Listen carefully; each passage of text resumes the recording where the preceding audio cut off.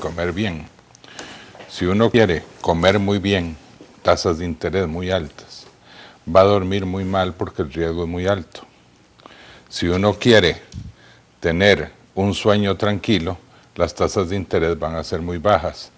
O sea que la tasa de interés lo que refleja es el riesgo que están adquiriendo o que tienen los bonos. El hecho de que el gobierno suba la tasa de interés, lo que dice es que el gobierno está desesperado por dinero en primer lugar, y en segundo lugar que ya comienzan a ser riesgosos esos bonos del gobierno. Entonces no deja de ser preocupante. Pero mire, Marvin, para estas cifras macroeconómicas a veces hay que digerirlas un poco para entenderlas. En los últimos 5 años, la deuda interna de Honduras ha crecido en un 700%. Imagínense 700%. 700%. De una deuda interna de 7.000 millones, estamos ahora en una deuda interna de 49.000. Ayer dijo la ministra de la presidencia de que eran 50.000 millones. Entonces, un 700%. Por otra parte, el gasto del gobierno, que es lo que origina la deuda, porque la deuda es una consecuencia, la deuda no es una causa, ¿verdad? Entonces, la deuda es simplemente una consecuencia de algo, y esa consecuencia es consecuencia del gasto exacerbado.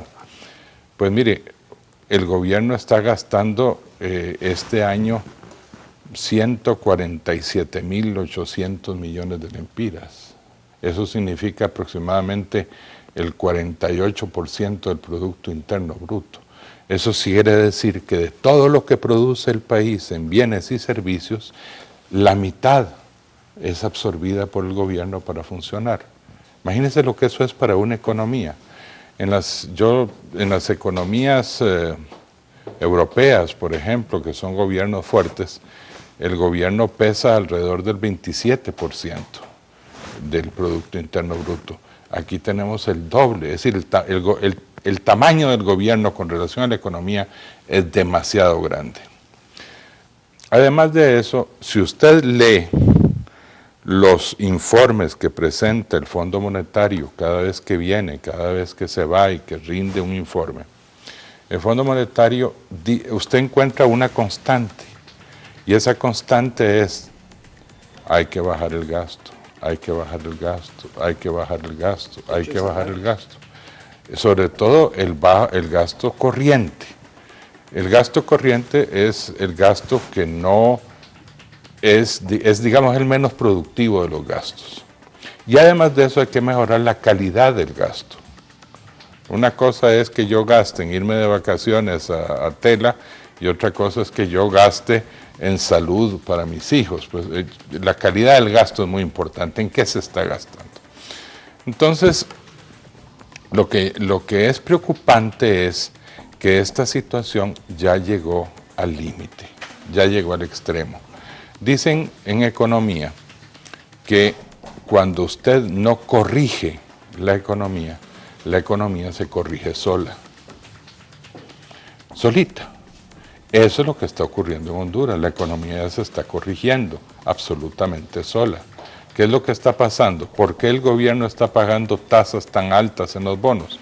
Porque ya la gente no los quiere, porque ya les cuesta colocarlos, porque ya no es tan fácil colocar esos bonos. Ya la capacidad de absorción de esa deuda interna ya llegó al límite. Me permite, solo quiero consultarle a don Celisco sobre estos bonos. Sabemos que, bueno, algunos dirán, hay negocio ahí porque se le dan altas tasas, y los bancos hondureños que dan estos bonos, pues en teoría deberían beneficiados con estas buenas tasas de interés, pero como dice don Federico, se ponen estas altas tasas porque ya nadie las puede agarrar, prácticamente el sistema financiero o la banca es lo que lo absorbe, pero eso en teoría de que el gobierno pague, si no puede ni... ¿Corre riesgo en Honduras de que, por ejemplo, el gobierno caiga en una situación que no pueda ni pagar estos bonos y esto afecte directamente al sistema financiero hondureño? Yo creo que sí, la verdad que la situación se está agravando y don Federico y un grupo de economistas dialogaban el otro día referente al uso de esos mismos bonos para el encaje bancario, ¿verdad? Y aquí se crea una situación bien difícil. ¿Qué porcentaje el Banco Central va a aceptar esos bonos como el encaje bancario? Entonces, eso puede producir una crisis que puede derivar realmente un efecto de shock para la economía del país bastante complicada. Ahora bien, yo lo que siento, Marvin y Federico, que venimos hablando y estamos conscientes de todos los sectores de lo que está pasando y lo que está sucediendo, sumado a esto, a la situación institucional de la Secretaría de Finanzas que aconteció la semana pasada, que quieras o no tiene un efecto de administración y crea un bache tremendo en el momento que tenemos pendiente una negociación con el Fondo Monetario, donde tenemos que aprobar un presupuesto para el 2013, donde estamos entrando en una carrera política interna, vis a vis que el otro año una carrera política ya nacional. Es preocupante. Por eso yo decía en mi artículo del día de ayer, ¿dónde está el papel de la empresa privada en este tema? ¿Cuál es el liderazgo que debemos de tener?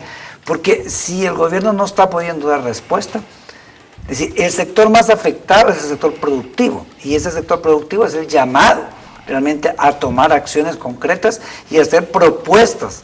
Pero ahorita estamos trabajando en un gran acuerdo nacional, en una mesa de trabajo, y estamos ahí con cronogramas de esto, el otro aquí, que allá. Yo sinceramente, si me tocara ser un líder empresarial, yo le diría al Estado, no, la realidad es que las prioridades que tenemos que resolver son estas, y le enumero esta primera, es la situación fiscal del país y las mejores acciones que podemos tomar. Y me siento a trabajar propositivamente en lo que podría ser una salida. Porque si el Estado no lo hace, el efecto lo voy a recibir yo.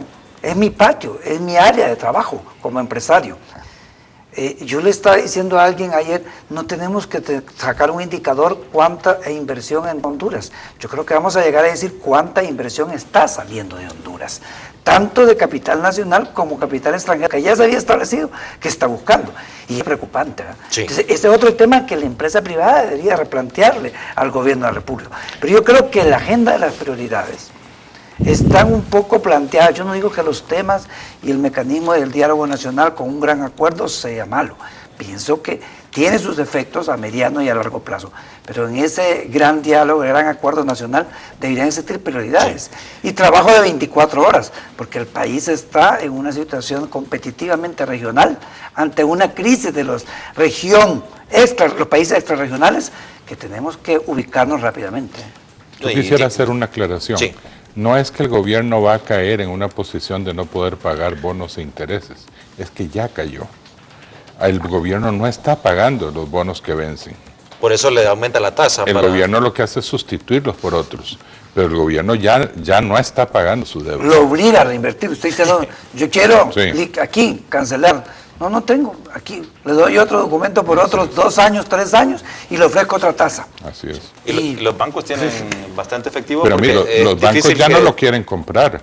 Yo estoy cerca de un banco y mire, a mí me han llamado 7 personas para ofrecerme bonos para que trate de colocárselos al banco.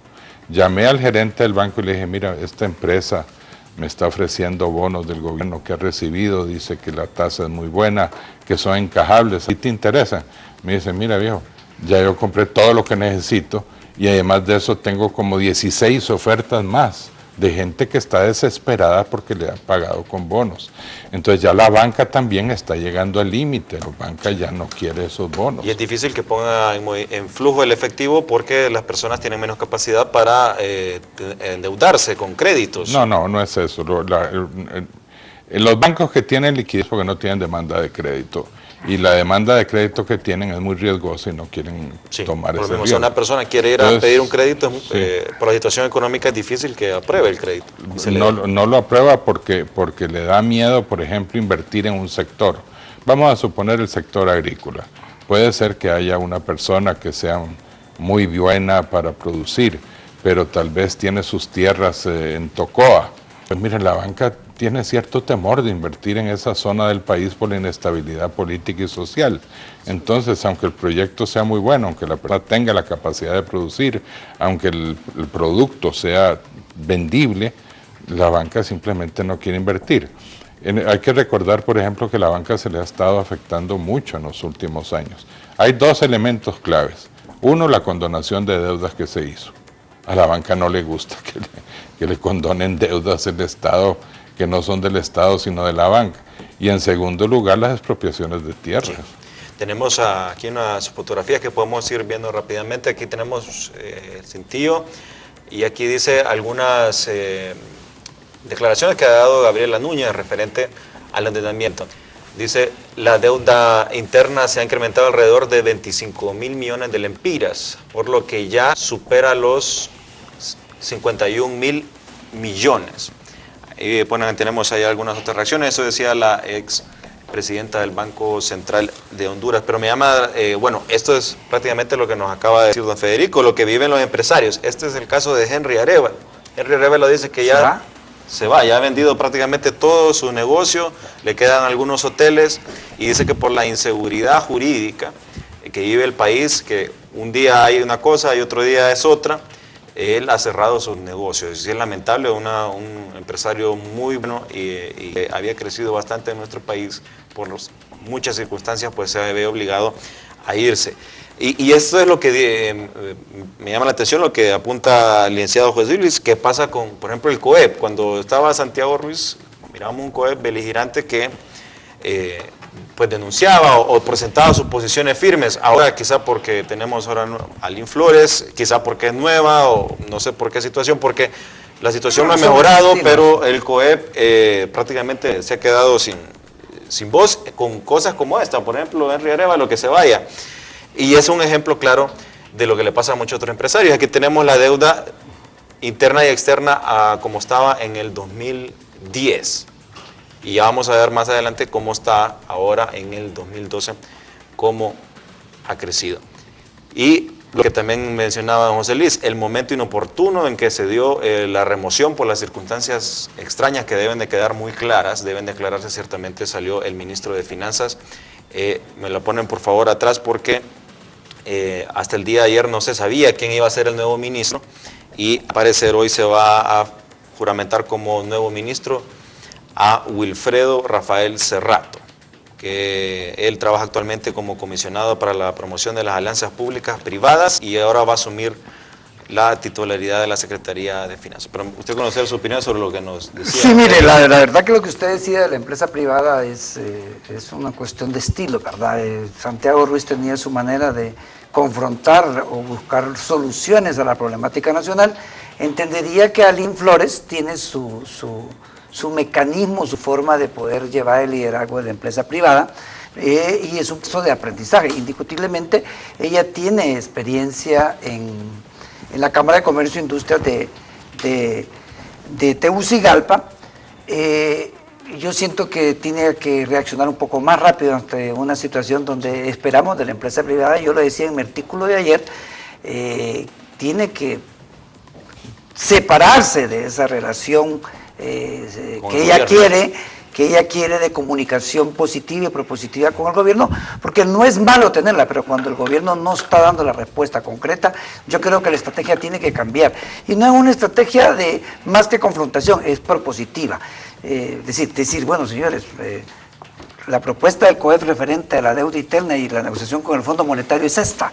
Y yo siento que en el sector privado hay bastante gente con mucha capacidad que podía sentarse a aportar por interés del país, por interés de que salgamos de esta situación lo más pronto posible, o un plan o una ruta gradual que nos lleve realmente a una estabilidad. Cosa que se puede deteriorar. Mire, después de las elecciones de noviembre, es un trecho que tenemos que tener bien claro qué va a pasar. El partido de gobierno tiene apuntado sus condiciones ahí, la oposición también. Eso va a generar otro escenario diferente que va a tener que tener una reacción para los diferentes sectores económicos, políticos, sociales de Honduras con mucha inteligencia. Porque si no, de otra manera, yo insisto, el día de hoy se está celebrando una cumbre de presidentes en Nicaragua y les voy a decir, el presidente Ortega y su gobierno están trabajando en una estrategia muy completa a nivel regional de lo que Nicaragua quiere, sí, de aprovecharse en una crisis internacional. Sí. Nicaragua está exportando a Europa, a Irán, a Rusia, es decir, independientemente de la ideología política se está colocando, está generando, está produciendo, está trayendo inversión de una manera muy interesante con una estabilidad monetaria. Ese es otro tema que tenemos que analizar, la situación de la devaluación monetaria. Al mes de julio ya llevamos un 3% de la devaluación en lo que va del año. ¿Con cuánto vamos a cerrar el año? Es lo mejor en una crisis económica esa opción. Tenemos que seguir con la banda cambiaria, podemos cambiar a una microdevaluación para poder tener un impacto diferente. ¿Cuáles son los beneficios actuales que podemos medir a las exportaciones e importaciones en el tema de la devaluación? Hacer un ejercicio que realmente nos lleve a un equilibrio si ese modelo es el más correcto. Sí. El Fondo Monetario está con su posición al respecto. Yo siento que tenemos que tener un acuerdo. Sí. Si no lo tenemos, vamos a tener los problemas, a mi criterio, van a ser serios. ¿Qué va a haber en el acuerdo? Ese es un tema que hay que analizar al fondo. Bueno, vamos a ir a una pausa. Al volver, regresaremos con este tema para que nos también el abogado Federico Álvarez nos comente sobre estas políticas monetarias, si han sido acertadas o no, si se puede corregir, se puede encaminar nuevamente la economía. El COEP sí a reconocer que quiere llevar con guante de seda la relación con el gobierno, pero bueno, decir la situación que está viviendo el país, no creo que debería tomarlo el gobierno como confrontar, sino que simplemente señalar una situación para que se corrija. Y el tema político, bueno, el caso de Nicaragua llama la atención. Nicaragua no reconocía al presidente Lobo, pero los empresarios dicen que está muy feliz Ortega con el desempeño del presidente Porfirio Lobo Sosa porque le ha beneficiado grandemente a Nicaragua, y muestra de ello es cómo nos ha ido superando poco a poco. Vamos a una pausa y ya regresamos en breve con José Luis Moncada y Federico Álvarez aquí en Primer Plano.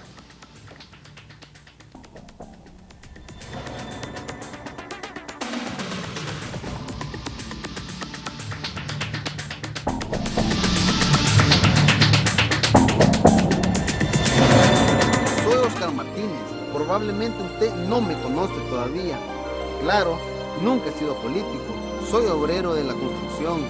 El sueldo apenas alcanza para ajustarlo. Mi esposa hace sopa el fin de semana, y ni así. Y no me puedo quedar callado. Estoy cansado de tantas y tantas promesas, y por más que trabajo y trabajo, nunca alcanza. Mauricio Vieda nos dice que nos unamos porque juntos podemos arreglar esto. Así es, ya no podemos quedarnos callados. Unámonos, hablemos y actuemos ahora. Mueren millones de lombrices.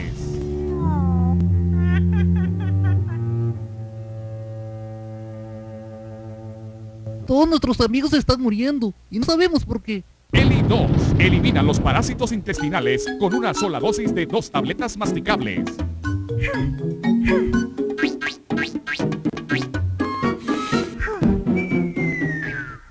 Eli 2. Para toda la familia.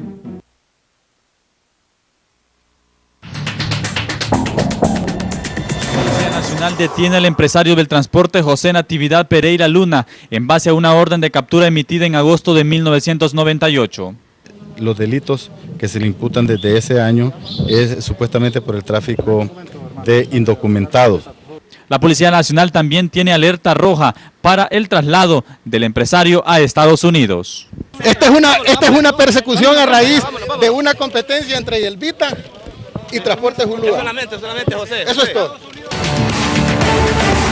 Bueno, veamos imágenes de esta detención que se hizo. Esto pues es parte de las denuncias que el periodista Ariel de Vicente hizo en primicia aquí en Canal 12, en el programa Diálogos, y en la noche en el programa La Hora de la Verdad con Marcela Flores. Tenemos a Ariel de Vicente que nos comente cuál es su situación actual después de este escándalo que se dio con el exministro de Finanzas Héctor Tito Guillén, y sobre esta detención que vemos que muchas de las denuncias que se ha hecho ya se están concretando acciones.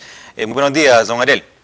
Buenos días, mis amigos televidentes de Teleunsa. En efecto, la situación es muy precaria porque aquí altos dignatarios de Choluteca, del acontecer económico, militar, policial, social y del movimiento social organizado. A tela, y otra cosa es que yo gaste en salud para mis hijos. Pues la calidad del gasto es muy importante. ¿En qué se está gastando? Entonces, lo que es preocupante es que esta situación ya llegó al límite, ya llegó al extremo. Dicen en economía que cuando usted no corrige la economía se corrige sola, solita. Eso es lo que está ocurriendo en Honduras. La economía ya se está corrigiendo absolutamente sola. ¿Qué es lo que está pasando? ¿Por qué el gobierno está pagando tasas tan altas en los bonos? Porque ya la gente no los quiere, porque ya les cuesta colocarlos. El tamaño del gobierno con relación a la economía es demasiado grande. Además de eso, si usted lee los informes que presenta el Fondo Monetario cada vez que viene, cada vez que se va y que rinde un informe, el Fondo Monetario, usted encuentra una constante, y esa constante es: hay que bajar el gasto, hay que bajar el gasto, hay que bajar el gasto, hay que bajar el gasto. Sobre todo el gasto corriente. El gasto corriente es el gasto que no es, digamos, el menos productivo de los gastos. Y además de eso hay que mejorar la calidad del gasto. Una cosa es que yo gaste en irme de vacaciones. En los últimos 5 años, la deuda interna de Honduras ha crecido en un 700%. Imagínense 700%. 700%. De una deuda interna de 7.000 millones, estamos ahora en una deuda interna de 49.000. Ayer dijo la ministra de la presidencia de que eran 50.000 millones. Entonces, un 700%. Por otra parte, el gasto del gobierno, que es lo que origina la deuda, porque la deuda es una consecuencia, la deuda no es una causa, ¿verdad? Entonces, la deuda es simplemente una consecuencia de algo, y esa consecuencia es consecuencia del gasto exacerbado. Pues mire, el gobierno está gastando este año 147.800 millones de lempiras. Eso significa aproximadamente el 48% del Producto Interno Bruto. Eso quiere decir que de todo lo que produce el país en bienes y servicios, la mitad es absorbida por el gobierno para funcionar. Imagínense lo que eso es para una economía. En las economías europeas, por ejemplo, que son gobiernos fuertes, el gobierno pesa alrededor del 27% del Producto Interno Bruto. Aquí tenemos el doble, es decir, comer bien. Si uno quiere comer muy bien, tasas de interés muy altas, va a dormir muy mal porque el riesgo es muy alto. Si uno quiere tener un sueño tranquilo, las tasas de interés van a ser muy bajas. O sea que la tasa de interés lo que refleja es el riesgo que están adquiriendo o que tienen los bonos. El hecho de que el gobierno suba la tasa de interés, lo que dice es que el gobierno está desesperado por dinero en primer lugar, y en segundo lugar que ya comienzan a ser riesgosos esos bonos del gobierno. Entonces no deja de ser preocupante. Pero mire, Marvin, para estas cifras macroeconómicas a veces hay que digerirlas un poco para entenderlas.